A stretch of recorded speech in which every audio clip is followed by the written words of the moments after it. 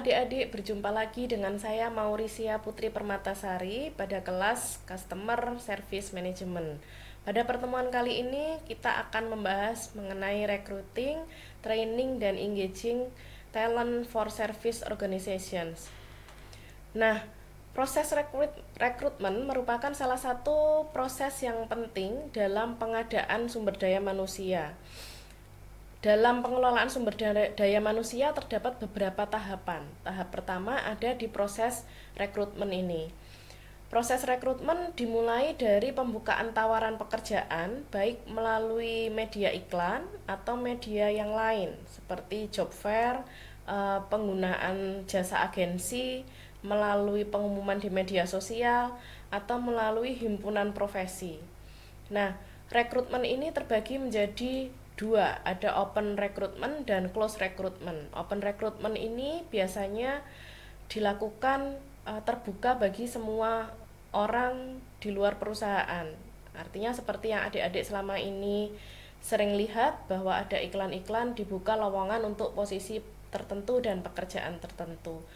Sedangkan close recruitment itu dilakukan karena perusahaan ingin mendapatkan rekrutan dari dalam perusahaan.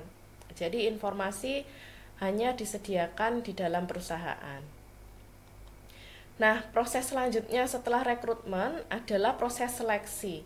Proses seleksi dapat membantu organisasi mengurangi turnover dan meningkatkan performa. Tentu saja jika kita menyeleksi talent yang salah, otomatis akan mempengaruhi kinerjanya ke depan dan akan sulit untuk melakukan tahapan-tahapan selanjutnya seperti training dan development.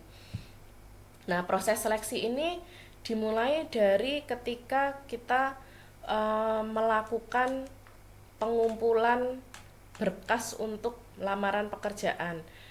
Lalu beberapa alat seleksi yang biasa digunakan antara lain adalah screening. Screening ini biasanya ada surat referensi yang disyaratkan, lalu keterangan bebas narkoba, atau surat berkelakuan baik dari kepolisian yang biasa kita kenal dengan SKCK, maupun ketentuan-ketentuan administrasi lain untuk proses awal atau screening awal.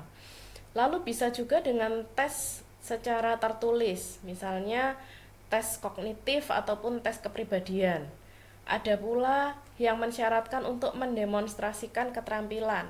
Misalnya saat ingin menjadi dosen, saat melamar dan masuk dalam proses seleksi, maka pelamar akan diminta untuk melakukan micro teaching atau simulasi untuk mengajar, sehingga keterampilan mengajarnya terdemonstrasikan dan juga bisa dijadikan sebagai alat seleksi.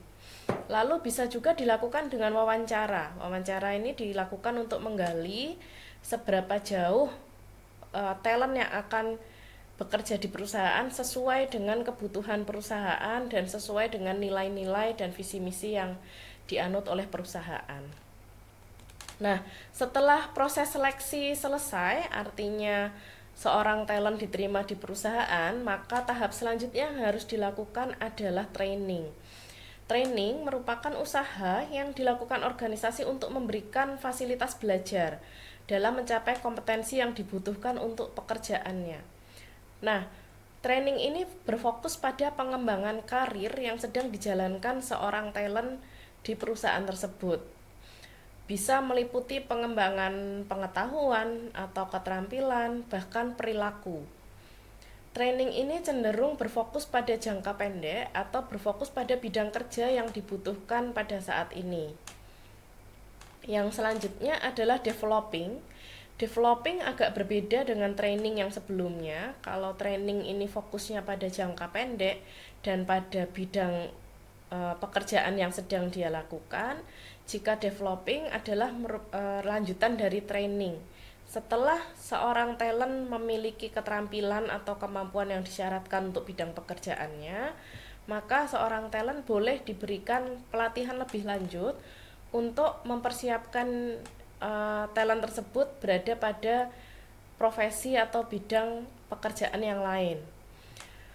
Baik training maupun developing itu sama-sama berfokus pada pembelajaran untuk karyawan. Jadi untuk membekali pengetahuan, keterampilan maupun perilaku bagi seorang talent.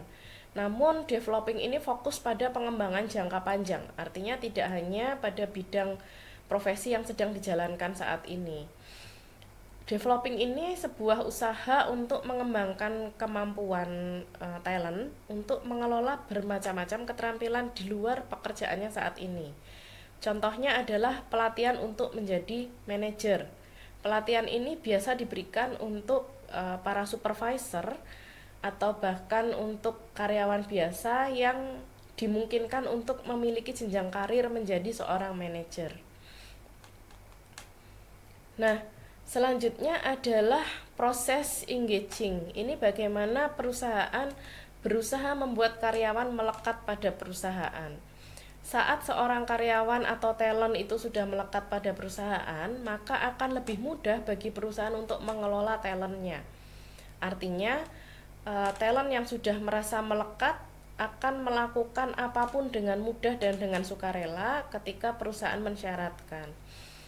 Nah, engaging ini meliputi faktor-faktor yang bisa memotivasi karyawan untuk bertahan atau membuat karyawan melekat, bahkan bisa meningkatkan kepuasan kerja. Mempertahankan motivasi karyawan ini juga bisa sangat baik untuk membantu karyawan melekat ke perusahaan. Tentu saja di saat sekarang ini banyak sekali kita lihat karyawan sering berpindah-pindah tempat kerja.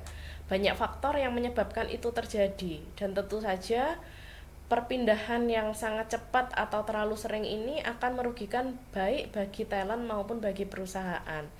Kerugian yang dialami talent antara lain dia harus belajar lagi, menyesuaikan diri lagi di perusahaan yang baru. Selain itu juga harus berpindah-pindah tempat kerja, itu membuat seseorang menjadi kurang tertata dalam keahliannya. Nah, bagi perusahaan tentu saja juga akan mengalami kerugian. Selain proses rekrutmen dan seleksi yang tentunya sangat mahal, juga perusahaan kehilangan nilai-nilai budaya yang sudah terlanjur tertanam pada talent. Selain itu juga harus memberikan pelatihan dan pengarahan lagi, dan juga menyesuaikan bagi organisasi dengan talent yang baru. Selain itu, jika seorang karyawan yang sudah terlanjur melekat dan bekerja dengan baik lalu keluar, maka perusahaan juga mengalami kerugian, padahal pengetahuan yang sudah terlanjur dibawa oleh talent yang melekat tadi kepada perusahaan. Bisa jadi beberapa rahasia perusahaan atau informasi-informasi penting di perusahaan turut dibawa serta oleh talent yang keluar tadi. Nah, semakin tinggi keterlibatan talent atau karyawan, maka turnovernya akan semakin rendah, atau kemauan untuk keluar atau kejadian untuk keluar dari pekerjaan akan semakin rendah. Maka perilaku perusahaan atau upaya perusahaan untuk mencegah karyawan keluar ini sangat penting, bisa dengan cara memotivasi atau memberikan penghargaan yang baik kepada talent, sehingga kerugian juga bisa diminimalkan akibat dari berhentinya karyawan yang telah bekerja dengan baik tadi. Nah, sekian materi yang bisa saya sampaikan. Terima kasih sudah menonton dan sampai jumpa di pertemuan-pertemuan selanjutnya.